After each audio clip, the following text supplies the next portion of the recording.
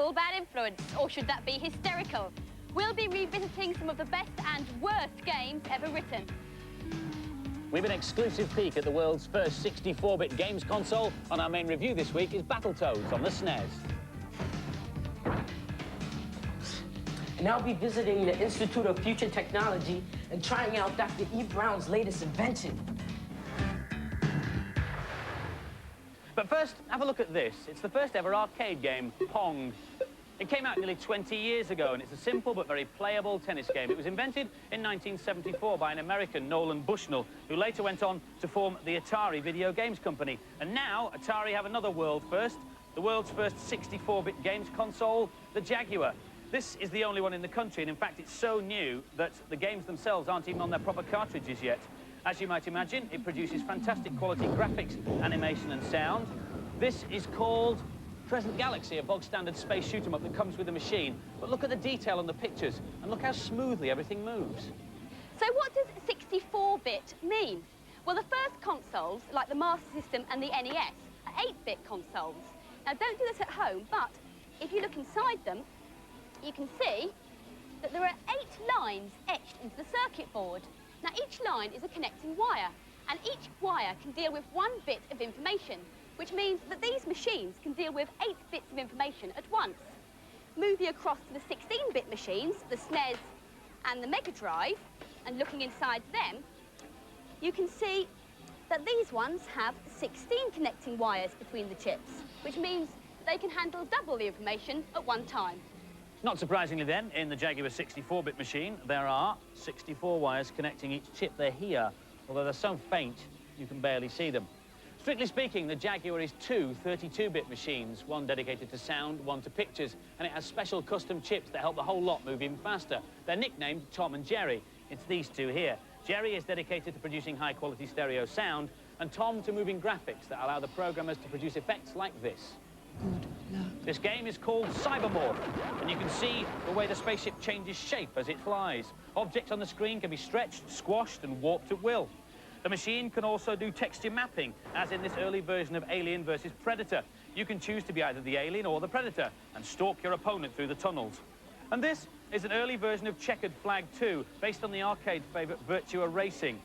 The machine should be in the shops in this country around Christmas, and add-ons like a CD drive and a virtual reality helmet are planned for next year. Hey, hello, Scotty Furtlers. I'm really excited because later on I'm going to be trying out my latest invention, the Namrud Mark II time machine. I'm having a few problems, though, with the space-time capacitator. It keeps going off accidentally and disrupting time. It keeps going off accidentally and disrupting time. Anyway, now you're here, here's a cheat for Turtles in Time on the SNES. On the title screen, use Controller 2 and press up, up, up, down, down, down, B, A, B, and you'll hear a chime. Now, start the game and select your turtle, and a menu will appear showing all 11 bosses. Hello, Scotty Furtlers. I'm really excited because later on I'm going to be trying out my latest invention, the Namrud Mark II time machine. Time to get on with the programme, I think. This Friday sees the launch of 3 brand new Battletoads games. This is the Game Boy version, Battletoads in Ragnarok's World. The 3 Battletoads have to come to the rescue of a captive princess. The NES version is Battletoads and Double Dragon, where the Battletoads have to stop a threatening space cruiser from destroying the Earth. The SNES game, Battletoads in Battlemaniacs, sees Zitz, Rash and Pimple in Tibet, saving yet another captive princess. These princesses really should be much more careful. Here's Lakesh. There's been a lot of hype about this game, and when you first see it, you're impressed. It mixes together lots of different styles of gameplay. This is level 2, and as you can see, there's already a vast change in gameplay. The graphics are excellent, and I have to kill all these beasts in various different ways. Punching, kicking, throwing my platform down, sending it whizzing across the screen. The 2-player mode adds life to the game, but however, as soon as I've reached this level, I've begun to get tired of the game. It gets ludicrously hard, and this is only level 3. I've been playing it solid now, and I just still can't complete it. It's got some nice touches, but it soon gets tedious, probably because it gets so hard in later levels. This is brilliant fun. The gameplay and graphics on it are excellent. The characters move really well, but some of the later levels are just too hard. This game has a lot to offer for experienced game players, but for most it's just too hard. And so the final scores for Battletoads in Battlemaniacs. The girls gave it an excellent 4 out of 5, but the boys only thought it was average and gave it 3 out of 5. Use the special move now. That's it. If you were watching Bad Influence last year, you may remember that Z Wright went to see how computers are used behind the scenes at the Universal Studios in Hollywood. Well, this year he's been invited back to check out the latest computer-driven attraction, the one people in the know are calling BTTF. BTTF. Well, I've got my ticket, I had a light breakfast, and I'm ready to ride. The new ride is based on a famous movie, and it uses the very latest simulator technology. Have you got it yet? BTTF? Well, here I am in the pre-attraction themed entertainment for the new ride, or Q as it's known technically. In fact, the BTTF pre-show area is cleverly designed to build your anticipation. Quadrant 1, check in. Quadrant 1, locked and secured. Level 2, check in. Locked and secured. You must have guessed it by now. BTTF is Back to the Future. And this is what happens after you've enjoyed the pre-attraction themed entertainment. Don't forget, when you see Biff and the DeLorean accelerate to 88 miles per hour and... Back to the Future, the ride gives you a chance to travel in an 8-seater DeLorean time machine as invented by Dr. Emmett Brown.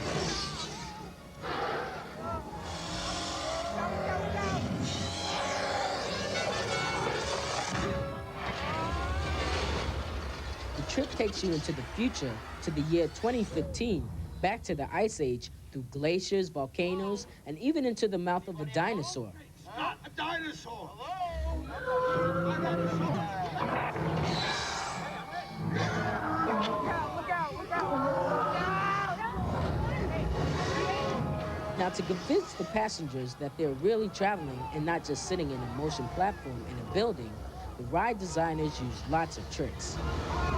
First of all, we're utilizing the DeLorean time travel machine, and that's a car. People are used to the car. Looking over a dashboard, over a hood, and you see an 80-foot full perspective world in front of you. So that's the first trick. The second is the sound. We use 30,000 watts of audio, 12 channels, all digitally interlocked. It creates a real sound. And, of course, we have to synchronize the motion exactly to the image. And those three things create that illusion. The DeLoreans are moved by hydraulic pistons in much the same way as a flight simulator. The images were produced by flying a tiny camera through a miniature set. The film that you watch as you bounce around is projected on a system called Omnimax, which gives you very high-quality pictures that appear to surround you. It was specially produced for the ride, and it's the most expensive 4.5 minutes of film ever made. It cost $16 million. The most important factor of making the experience convincing is to make sure that the sound, pictures, and motion all happen exactly together. There was a technician who actually was able to create the program by drawing the movement with a mouse of the pistons. So as we came into Hill Valley, we knew exactly what point in the film that the image was going to stop, and that's the point that we would program for the ride system itself to stop. The computers also control various live effects, like the smoke which engulfs you at various points. BTTF, believe this terrific feeling. Or maybe brilliant time travel fun. Or perhaps even back to Tandy and Violet. Candy and Violet? I think he means talented and fiery. And now it's time for this week's news and previews. Another Bad Influence scoop. Here are the first action shots of the new arcade game Super Street Fighter 2. There are 4 new locations and 4 new challenges, including British Special Agent Cammy, who has an incredible arsenal of moves. The other new characters are Jamaican prize fighter DJ, T-Hawk, a Native American wrestler, and Fei Long, a Chinese martial artist. The latest interactive CD to arrive at the Bad Influence office is a new kind of pop promo. It's called The Worlds Of, and it features 5 bands from the Rhythm King record label. As well as 8 complete video tracks, you can find out info about the bands, remix the CNN track to your taste, and even solve puzzles in the Tokyo Underground. It's out in November for CDI and will cost just a bit more than a standard CD. Virtual reality on the SNES? Well, not quite, but the Lawnmower Man game, based on last year's hit movie, is due out next month. The game has 5 different styles of play, with straightforward platform and puzzle sections, as well as a driving chase and some VR segments. Oh, right, Furtlers. I think I've just about got that fixed. You join me at a very historical moment. I plan shortly to travel backwards through the space-time continuum to an earlier time. It's terribly dangerous. So first, I leave you with this cheat for Alien Breed on the Amiga. On the second level, enter the Entex computer and type in Puffnuts mode. Then exit, and the aliens will slow down to tortoise pace. And now for my time travel experiment.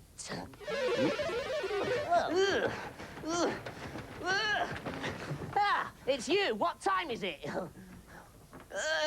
About 5 o'clock. Oh, that's funny. I'm sure I set the machine for about Tuesday. How old do you think Mario is? 2, 4, 10? Well, it may surprise you to know that this year Mario celebrates his 12th birthday. He first appeared in 1981 on a game called, do you remember it, Donkey Kong, where he spent his time jumping over barrels and fireballs to save the lovely Pauline from the great big monkey. Originally, this was an arcade game, but then, just like nowadays, it came out on the home systems, and this old thing is called a Coleco. And as Violet now reports, for some people, systems like this are practically antiques. This is a real treasure trove for games players like me. I've come to the Computer Cavern near London for a day of nostalgia. Owner Richard Gandy has scoured the world to build up a collection of most of the home consoles and computers ever produced. There's hundreds of computers and thousands of games. This was the most popular console of the late 70s and early 80s, the Atari VCS. It had loads of classic games like Space Invaders, Breakout, and this one, Asteroids. Sound was simple, graphics were basic, but it had that all-important factor, playability. But a lot didn't. This is the game E.T. 6 million copies were produced. It was so bad that only 1 million copies were sold. 5 million ended up buried in the Arizona desert. Most of the games that appeared on these machines were converted from coin-ops. In Japan, the Space Invaders coin-op was so popular it caused a coin shortage. The government had to produce 4 times as many yen to cope with the problem.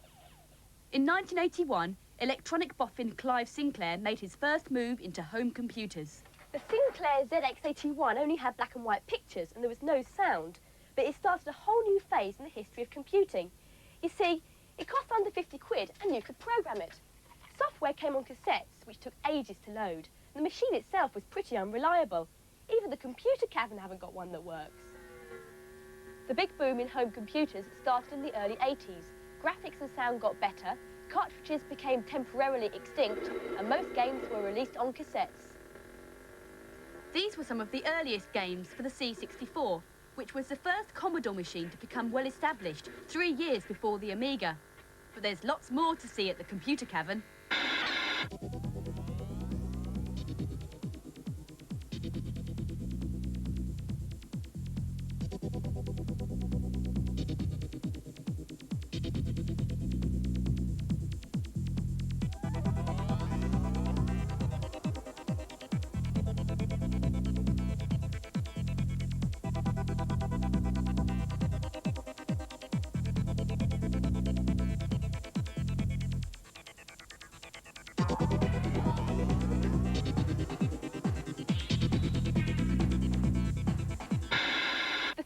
All these old machines and games is that because the graphics and sound weren't very sophisticated, the programmers had to really concentrate on making them playable. This one, Breakout, is one of my favourites. And now, things have come full circle with a new disc for the PC, Arcade. The disc is brand new. It features conversions of 5 classic games like this one, Battlezone. Also on there are Asteroids and Missile Command. Die, Johnny Tank Commander, die! Yes! And now for some brand new games reviewed by our panel. The The year is 2020 and the favourite sport is baseball, but not quite the sort we're used to today. Here's Sarah on first base. The teams are made up of robots and there's a very interesting futuristic theme to it. You can either play Exciting or Fighting League. I'm playing Exciting, but there's not much difference between them. Here I'm against the computer and my team's fielding. And it's a fast pitch, but he hits it. Will he be out? Yes, he is. Now it's my turn to bat. One problem with the game is that it's very hard on player one. And it's a slow ball. Will it be out, though? Yes, it's a foul ball. The game really does come alive in two-player. It's much easier and it's better to play with a friend. This game is just too hard in one player. If you've got no friends, then don't bother. This has some very colourful graphics, but not a lot of gameplay. It's a nice game, but I prefer a straightforward baseball game without all the jazzed up bits. And the scores for Super Baseball 2020, the girls gave it an average 3 out of 5, and the boys thought it was OK too. 3 out of 5 from them. After its console success, Alien 3 is about to be released on the Amiga. The scene is the mining planet Fiorina 161, inhabited by hardcore convicts. Following a crash landing, sole survivor Ripley has a hard task ahead. Here's Paul. I'm playing Ripley, and on this level I have to rescue 8 different prisoners. It's nice to see a woman rescuing the men for a change. Here I am, trying to kill the end-of-level baddie. I'm just using my machine gun there, trying to machine gun him down, but it's not very effective. Oh, I've just been killed again. I'm going to change to the flamethrower, which is a much better weapon and kills them a lot quicker. But the only thing is that it's a bit slow. There's a first aid box drop there. I'm going to try and get to it. As I use my grenade launcher, which is by far the best weapon. He should hopefully run away a minute, and I'll be able to get it now. That'll give me some extra energy so I can try and kill him. It's a plain old boring shoot 'em up. They're just using the film name to get people to buy it. I'm not one for film conversions. The music was boring and there wasn't variety in the levels. I actually thought this was an excellent game. It's a great conversion from Mega Drive to Amiga. And the scores for Alien 3, the girls gave it a poor 2 out of 5, and the boys only went one better, an average score of 3 out of 5. Well, Future Nam, it's been an honour to meet you. And you, oh great ancestor. Shall we do a cheat together? Why not? It's for Streets of Rage 2 on the Mega Drive. It lets 2 players be the same character. On the title screen, hold down right and B on controller 1, and left and A on controller 2. And with them all held down together, press C. Then now choose a 2-player game, and you can both be the same character.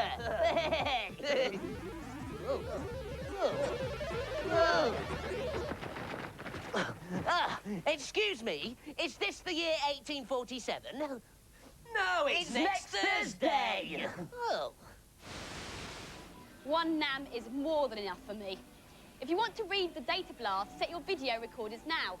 Last week's competition was to win this bag, and in it, we put a SNES, a special pad, and Street Fighter 2 Turbo, and a Bad Influence t-shirt, and various other goodies. The question was, what is the name of the female fighter in Street Fighter 2? The answer was, of course, Chun-Li, and the lucky winner is Christopher Lovett from Cheshire. Expect a very large parcel in the post. This week's competition prize, yes, you could own the first Jaguar 64-bit console in the country. Although you'll have to wait a few weeks for it because it's not out for ages. However, we'll make it worth your while because not only will we give you that, we'll send you down to London for a special presentation. And in the meantime, to placate you, we'll give you the Bad Influence t-shirts. The competition question is, what is the fastest land animal? And it's not the Jaguar. Phone in your answers on 0891 700 100. 0891 700 100. Calls will cost you no more than 25p. But do get permission from whoever pays the phone bill before you call. Lines will stay open till midnight on Monday. That's it for now. See you next week. Thanks for watching. Bye-bye. Bye.